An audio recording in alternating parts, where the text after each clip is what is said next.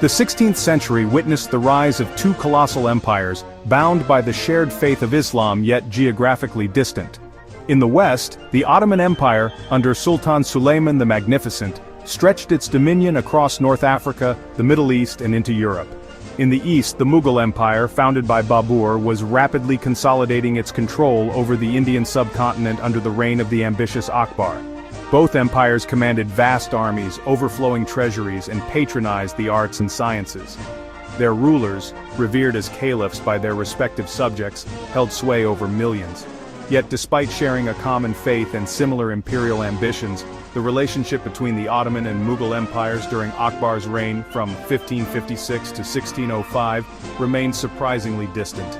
Direct political and diplomatic engagement between the two empires was minimal, a reality that might appear perplexing considering their shared religious and cultural heritage.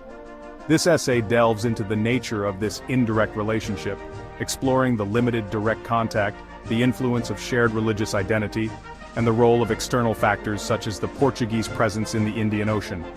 The Mughal Empire under Akbar was entering a golden age. Akbar, known for his military prowess and administrative acumen, was also a visionary ruler who sought to unite the diverse peoples of India under a single banner. His reign marked a period of significant territorial expansion, cultural synthesis, and economic prosperity for the Mughal Empire.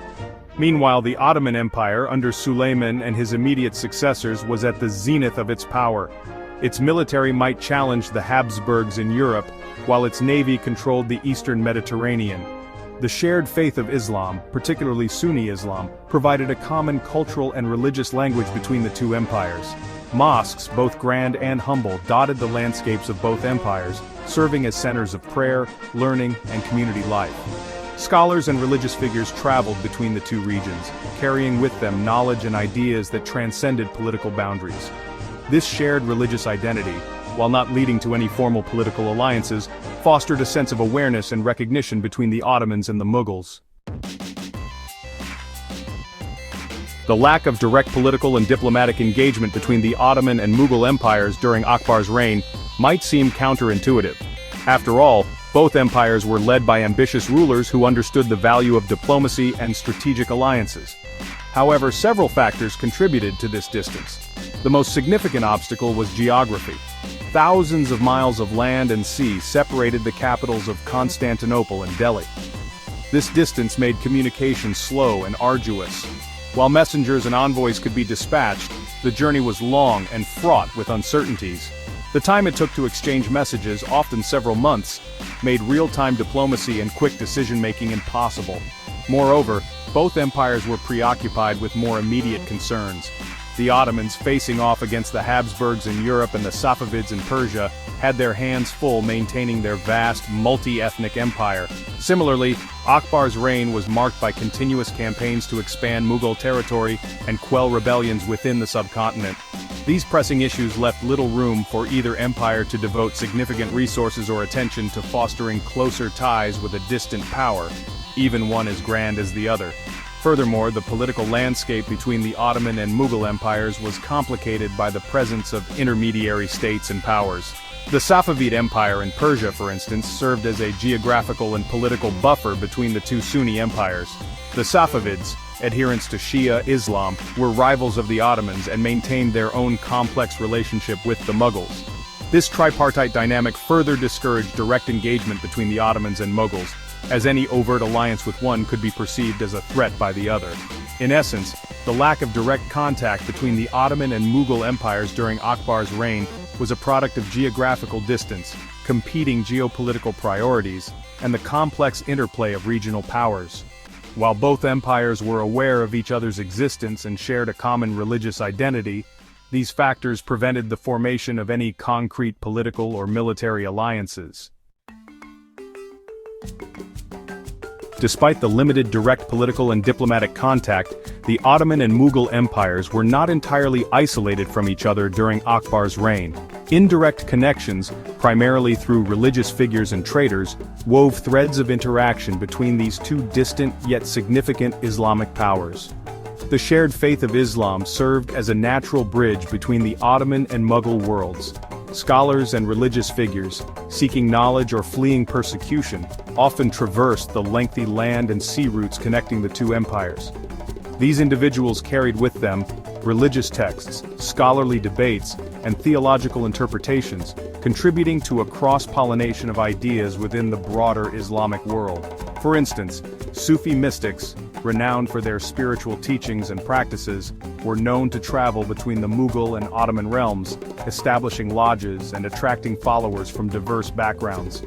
Their journeys exemplified the transnational nature of Islamic scholarship and spirituality, transcending political boundaries.